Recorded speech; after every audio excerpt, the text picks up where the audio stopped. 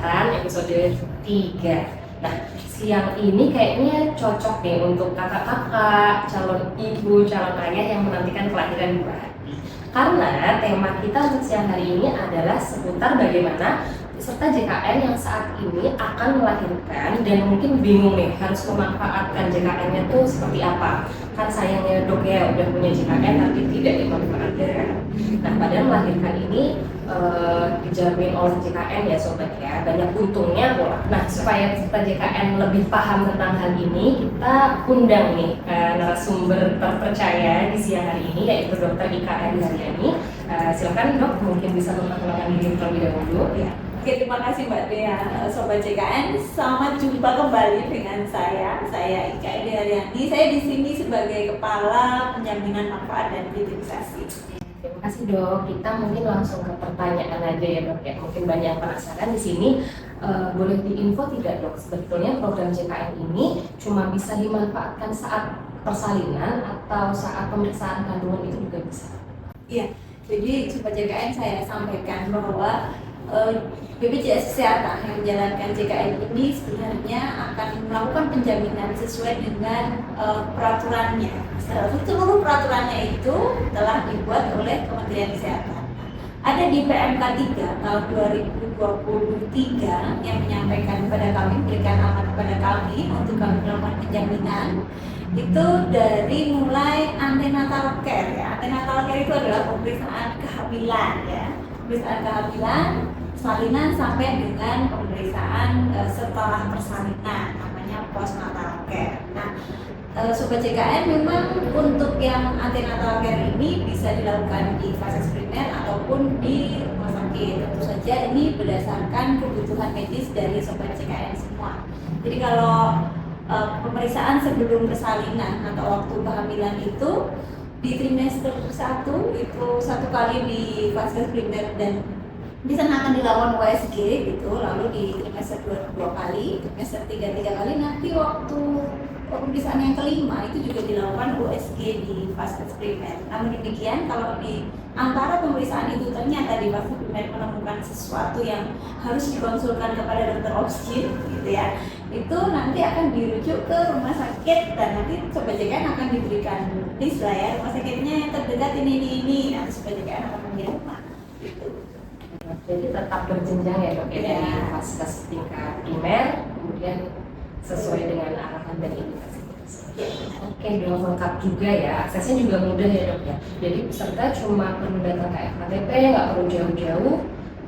Terus nih dok, kalau misal mau melahirkan dok, tadi kan itu ya kandungan. Ketika mau bersalin itu seperti apa? Ya, jadi Sobat JKN nanti waktu ini saya akan menceritakan proses ya, kan nggak mungkin orang itu langsung melahirkan, pasti akan ada proses dia itu hamil dulu gitu kan ya. Jadi Sobat JKN perlu mengetahui bahwa kami para medis itu semuanya dari dokter, bidan, perawat itu akan mempersiapkan Sobat JKN persalinan itu berawal dari saat kehamilan. Jadi waktu Sobat JKN datang untuk pemeriksaan kehamilan itu akan diberikan banyak sekali pengetahuan lah ya, istilahnya mungkin poin-poin itu bagaimana persiapan persalinan. Salah satunya adalah nanti ibu ini ternyata kehamilannya baik, adiknya sehat gitu. Nanti mungkin di trimester ke-3 gitu ya, ini bisa melakukan persalinan di fase primer. Jadi saat itu tuh sudah akan mulai di planning persalinannya akan kemana. Tapi kalau misalnya ya, sewaktu di trimester 2 itu kok sudah lain, misalnya kok ini kayaknya perlu ke rumah sakit, nah nanti akan dikirim ke rumah sakit, nanti rumah sakit akan kita laksana. Kalau tata laksananya sudah stabil nanti dikembalikan ke KTP, tapi kalau tidak bisa stabil akan melakukan pemeriksaan termasuk untuk rencana persalinannya. Nah, rencana persalinan itu sudah ditetapkan dari awal ya. Nah, walaupun itu terjadi di suatu ketika yang kita tidak bisa pastikan, tapi itu sebenarnya sudah terplanning pada minggu kesekian akan bersalinkan. Nah, kalau misalnya sudah terplanning, otomatis ya nanti kalau misalnya sudah ada tanda-tanda seperti ini karena kehamilannya baik-baik saja, nanti Sobat JKN bisa datang ke bidang ini misalnya atau ke klinik ini gitu, karena ini bisa dengan persalinan melalui bawah gitu, nggak usah perlu operasi misalnya. Tapi kalau misalnya suatu ketika ternyata harus operasi maka kan dirujuk. Nah, tapi kalau misalnya kita di sebuah daerah gitu yang kita nggak ngerti apa-apa, KTP-nya gitu juga nggak tahu gitu, kita yang terdekat yang di mana gitu, ya kita mencari yang kita langsung tahu gitu kan. Biasanya yang langsung tahu itu kan mungkin rumah sakit. Nah itu silakan bisa ke rumah sakit, nanti disitu akan juga ada persalinan, apa pelayanan persalinan untuk sobat JKN. Kemudian sobat JKN itu tadi waktu di awal kita pemeriksaan ANC itu berbincanglah dengan dokter yang memberikan pelayanan untuk segera memberikan rencana ini persalinannya akan kemana. Jadi yang saya tangkap itu sebetulnya sobat JKN bisa melahirkan di rumah sakit ya dok. Karena kan yang riuh sekarang ini kan, oh kalau lahiran tuh nggak boleh di rumah sakit, di FKTP aja cukup gitu loh dok. Mungkin bisa diluruskan di sini. Jadi sebenarnya persalinan itu bisa dilaksanakan di fase primer atau rumah sakit sesuai dengan kebutuhan medis kita. Ya, sesuai dengan kebutuhan medis kita itu tadi.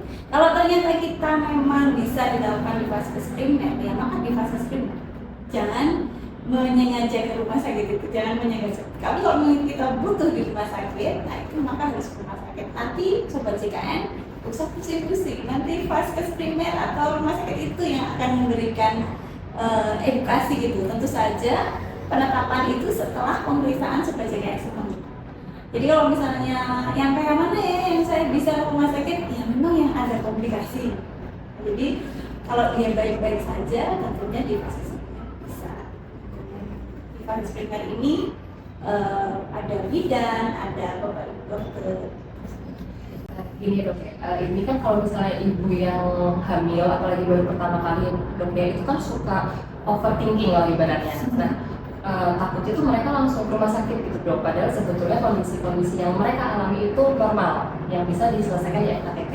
Kalau saya boleh bertanya ya dok ya, mungkin sobat JKN juga penasaran sebetulnya kondisi seperti apa pada ibu hamil atau melahirkan yang nantinya akan dirujuk ke rumah sakit gitu. Ya, jadi misalnya kayak ini yang akan dirujuk rumah sakit ya. Jadi misalnya kayak ibu yang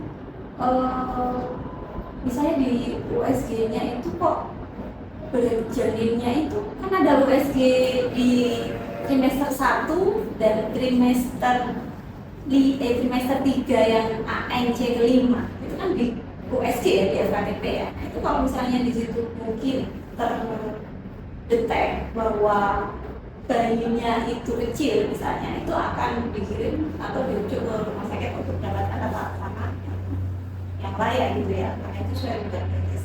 Sebenarnya banyak sekali ya checklistnya. Saya kalau mau buat checklist satu-satu agak sulit ya. Atau misalnya dari hasil pemeriksaan USG ini kok plasentanya hari-hari ya, plasenta itu kok di bawah menutup jalan lahir, itu juga pasti akan langsung dirujuk ke sana.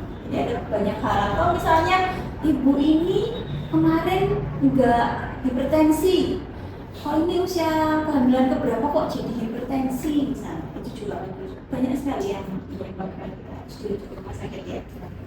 Terima kasih dok. Lalu ini dok, terkait ibu hamil yang membutuhkan persalinan sesar itu treatmentnya seperti apa? Kalau misalnya dia memang sudah diputuskan oleh dokter objin ya, tentunya dengan bukti ya. Kalau di rumah sakit kan segala sesuatu pasti diperiksa gitu kan. Nah setelah diperiksa itu kan oleh dokter di rumah sakit itu dicatat ya. Semua bukti itu dicatat. Nah, kalau misalnya bukti itu sudah mengarah ke indikasi medis untuk SC, itu pastinya akan kita menjamin ya. Jadi kadang SC itu adalah sesar yang direncanakan. Jadi misalnya dia tadi yang saya sampaikan plasentanya nutupin jalan lahir, namanya plasenta previa, itu kadang-kadang sudah bisa terdeteksi pada pada minggu terakhir gitu. Nanti kalau misalnya ada tanda kayak gini, ibu segera ke rumah sakit misalnya, itu berarti sudah terdeteksi, sudah tertegakkan dan sudah terencana akan SC gitu. Itu bapak ibu sudah mendapatkan rujukan dari FKTP langsung ke rumah sakit. Atau misalnya dalam kondisi darurat langsung ke rumah sakit dan dokter di rumah sakit itu menetapkan ini harus CSC, ya ikutin saja itu, nanti akan dijamin. Jadi intinya sesuai dengan indikasi medis. Ini akan berbeda kalau misalnya ya Mbak Dea yang cantik ini ya minta aja dok, saya mau punya anak, lahirnya tanggal 1 bulan 1 tahun 2021, udah lahir ya. Contoh aja dok. Contoh aja ya. Saya maunya di sesar di tanggal itu. Nah itu beda lagi ya, karena itu bukan sebuah indikasi medis tapi indikasi keinginan mendapatkan tanggal cantik. Nah itu beda lagi. Mungkin gitu. Jadi pasti dijamin selama ada indikasi medisnya. Oke, lanjut lagi ya dok ya. Ada nggak dok pengecualian segmen peserta khusus yang dapat memanfaatkan layanan rujukan ke rumah sakit apapun? Enggak ya. Jadi Sobat JKN kita harus tahu bahwa penjaminan ini dibuat oleh negara untuk semua penduduk di Indonesia, yang tentu saja dengan syarat keaktifan ini tadi ya. Jadi kalau Sobat JKN ini terjamin ya memang harus menjaga keaktifan kartunya itu, iurannya, lalu pelayanannya secara indikasi medis itu tidak ada bedanya apapun, dari penyakit yang paling ringan gitu ya sampai penyakit yang paling berat ya. Misalnya Sobat JKN butuh operasi yang uangnya itu 150 juta, kalau itu indikasi medis ya tetap dibayarin aja gitu. Tidak ada bedanya segmen apapun dan dimanapun seluruh Indonesia bisa terjadi.